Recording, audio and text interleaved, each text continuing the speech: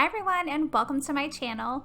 Today I'm back with 6 all new fall decor DIYs. As usual, each project is super easy to create and budget friendly.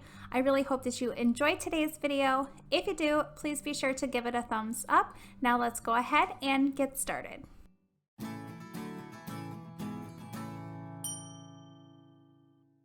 For the first project today, I'm going to be creating a pumpkin tic-tac-toe. And I'm first starting with these 4 wooden beads, and they are flat at the top and bottom. These are going to be the feet for my tic-tac-toe board. And the first thing I'm doing is just painting on my folk art wood tint in the color walnut. Once I had the wood tint all painted on, then I just wiped away the excess with a rag. Next, I'm going to be using that same wood tint on this wood piece. This came with a bunch of different little wooden icons in it, and I always save these because I end up using them for projects later on. I did the same thing. I just painted the wood tint on, and then any excess I would just wipe away with a rag, and I did work in small sections when doing this. I'm also going to be using 9 of these unfinished wooden pumpkins from Hobby Lobby.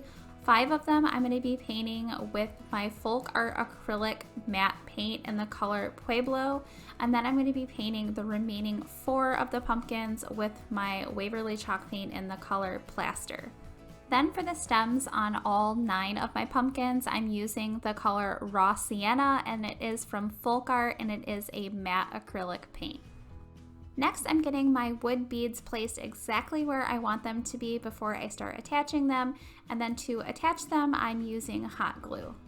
You could leave it just like this once the feet are attached and just have your tic-tac board as is, but I wanted to dress up the pumpkins a little bit, so I took some jewelry wire and I just wrapped it around the stem of one of the pumpkins, and then I removed it and used a really small paintbrush handle, and I just wrapped that wire around the handle just to make a little like curly cues with the wire, and I did that on each side of the wire. And this is going to be like the little tendrils of the pumpkin. So once I have those all done up, I just placed it back onto the pumpkin stem, and then I did want to add a little bit more detail, so I took some leftover fall stems that I had from Hobby Lobby. I cut them down very small, and then I just hot glued a small piece of that right on the top of my pumpkin. And I added that same detail for the remaining 8 pumpkins. And this is what my tic-tac-toe board looks like all finished. It is mini, so it's perfect for a small tabletop decor piece for this fall. It was super easy to do, and I love the way that it turned out. Now moving into DIY number 2. For this one, I'm using this wooden block. This is from Hobby Lobby, and it's about 4 inches by 2.5 inches.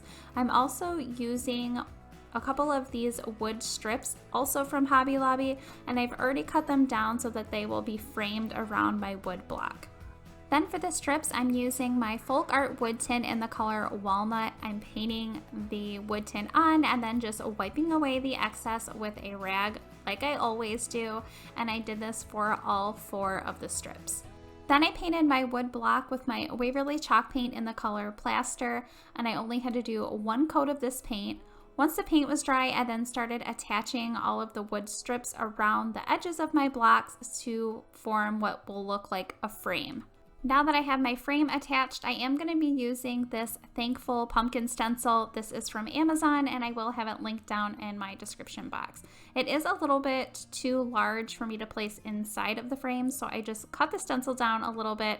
I got it centered where I want it to be, and then so that it doesn't move around, I'm just using some painter's tape around all of the edges to hold it into place for when I'm painting. Then for the word Thankful, I'm using the Folk Art chalk paint in the color Rich Black. Then for the pumpkin color that I'm using on my stencil, it's from Folk Art. It is a matte acrylic paint in the color Pueblo. Then for the greenery, I'm using Sage Shadow from Folk Art, and then the stem of my pumpkin is in Raw Sienna, also from Folk Art. I let the paint completely dry before removing the painter's tape and my stencil, and then I did want to add just one more little detail. So I took a piece of raffia along with a piece of jute, and I just tied them together in a bow. cut down the bow a little bit, and then I hot glued that on the right hand side of my frame. And this is what the piece looks like all finished. Another really easy, affordable piece, and it is the perfect size for a tiered tray. Now moving right along into DIY number 3. For this one, I'm gonna be making over one of these. Well, I did 2 of them, but I'm just gonna be showing you one. It's a Dollar Tree pumpkin that I just recently picked up, and it has these cute little thankful tags on them. And the pumpkins are nice the way they are, but I wanted to jazz them up a little bit. So I first started by just removing the stems of the pumpkin, and then I took off the little thankful tag because I am going to be using that, but I will not be reusing the plastic stems. Next, I'm taking 2 strands of jute and I'm tying them together with a knot just so that they will stay together when I'm working with them. And then I'm taking some hot glue and placing it at the very top and the inside of my pumpkin, placing the jute over the glue to attach it, and then pulling those jute pieces around the pumpkin and up through the other seam of the pumpkin on the other side, hot gluing that at the very top, and then just cutting off the jute that was left over. I'm then doing that same step, tying 2 more pieces of jute together and just hot gluing them at the very top of the pumpkin, wrapping those around the seams of the pumpkin like you can see me doing here. And then when I pull them up on the other side, I'm just securing it with more hot glue and cutting off the jute. I then just continued that on all of the seams that were on this pumpkin. And then for the stem of my pumpkin, I'm going to be using this small piece of a branch that's already been cut down. I'm then placing hot glue on the inside of the pumpkin, and then the stem goes inside of the pumpkin right over top of that glue to hold it into place. And then I wanted to add a little bit of detail to this piece. So I'm taking some of these fall stems from Hobby Lobby, and these ones have already been cut down, and this is just like extra that I had in my stash. I'm cutting them down pretty small, and then once I have my pieces all separated, I'm going to be hot gluing them around the stem on top of my pumpkin. Next, I'm taking the little thankful tag that was originally on the pumpkin and I'm wrapping it around the stem, and then just to make sure that it stays into place, I am going to be securing it with some hot glue. And then I did end up adding even more of those little fall stems from Hobby Lobby around the tag. And this is what the made over Dollar Tree pumpkin looks like. It was cute when I first got it, but by adding just a few little changes, it fits so much better with my decor, and I think it looks a lot more high-end this way as well. Next up is DIY number 4. For this project, I'm using one of these glass jars from Hobby Lobby, and the first thing I'm doing is just removing the lid on the jar. I am not going to be using this for this project, so I'm just going to be setting that aside for another project. And then I'm using some of my Waverly chalk paint in the color Plaster, and I painted this color on my jar, and I did do 2 coats of this paint. Then I wanted to add some distressing to my jar, so I'm using my Folk Art chalk paint in the color Castle, and I'm dry brushing this color horizontally on my entire jar. Then I'm going to be taking this wheat bundle from Hobby Lobby, and I did have to bend up the stems a little bit so that they would fit inside of my jar. And then once they're placed in my jar, I ended up using some of these corn stalks. These are also from Hobby Lobby, and I'm just breaking them down a little bit so that they are in thinner strips. I'm then placing those corn stalk strips around all of the wheat. I'm adding some of these yellow florals as well. I believe these ones are a wheat as well. These were just in my craft stash that I've had for a while, and I'm placing them around the other wheat that I got from Hobby Lobby. And then I did want to add a little bit more color to my jar, so I ended up taking my Java color from Folk Art, and I dry brushed that right over top of the Castle color on my jar, just to give it a little bit more dimension. I'm then adding this faux leather thankful leaf. This did come from Dollar Tree. I'm wrapping it around the top of my jar, and then I just tied it in a knot and secured it with some hot glue. And this is the piece all finished, a really easy project that's perfect for tabletop or shelf decor this fall. Next up is DIY number 5. For this one, I'm going to be making a pillow, and for this I'm using 2 of these placemats from Dollar General. Don't mind my puppy, she wanted to help out. And I'm also using this Fall is in the Air stencil from Amazon, and I will have it linked down below. I placed my stencil in the middle of one of my placemats, and then I just used painter's tapes to secure it down.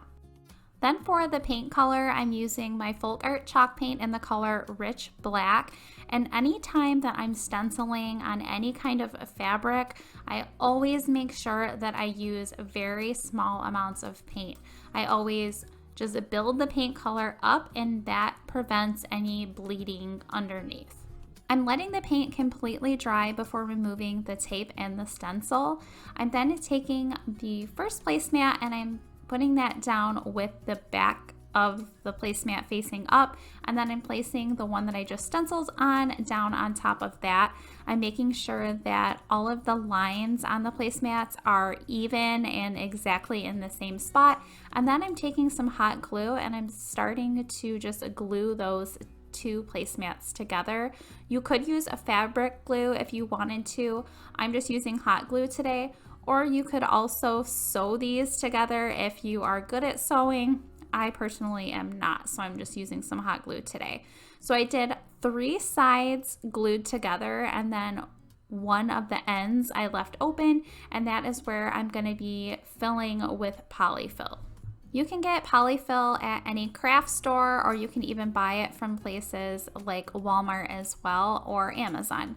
So I'm just stuffing my pillow to my desired stuffiness, which I do like a pretty full pillow, so I'm using a pretty good amount of polyfill. And then once I get to where I'm going to be gluing the end of this pillow up, I just place a little bit of polyfill right at the end, and then I glue it together, and then I just keep doing that. I add a little bit more polyfill so that that very end where I'm gluing right now is going to have a pretty good amount of stuffing. So again, just fill a little bit, glue a little bit, fill a little bit, glue a little bit until that entire end is all glued up. This is what my pillow looks like all finished. I think it turned out super cute, and you could do this with so many different colors and kinds of placemats and make your own custom pillows for so much less than what you would pay in store. Now moving right along into the 6th and final DIY for today, I'm using this sign from Dollar Tree where I've already peeled off one of the pieces to it, but I am going to be popping off this little heart shape as well because I'm not going to be using it for this project. Then I'm going to be using some of my matte acrylic paint from Folk Art in the color Pueblo, and I only did 1 coat of this paint. I'm then taking this scrap piece of burlap and I'm just pushing it down inside of this piece, and then I'm using a pen to kind of mark around where I need to cut my burlap to fit inside of this piece. Now that I have my burlap all marked, I'm just using some scissors to cut out the burlap, and then I'm using hot glue on the inside to secure my burlap. Then I wanted to add some detail on the inside, so I'm hot gluing cotton cord that I picked up from Hobby Lobby around the entire inside edge, and to secure it, again, like I said, I'm using some hot glue. Once I get around all 4 of the sides, I just cut the cotton cord and then hot glue the end piece down. I did want to add a little bit of distressing, so I used my Waverly paint and plaster and just really messily painted this around all of the edges of the frame of this piece. And then I'm going to be attaching this Welcome to Our Patch little piece that I picked up from the Target Dollar Spot this year. I'm using some hot glue on the back side of it and then just making sure I have it centered when I press it into the inside of the piece from Dollar Tree. I am going to add one of these little raffia bows with a button from Hobby Lobby at the top left-hand corner of my frame. And this is the tabletop sign all finished. I think it is so cute and rustic. Again, a really easy project.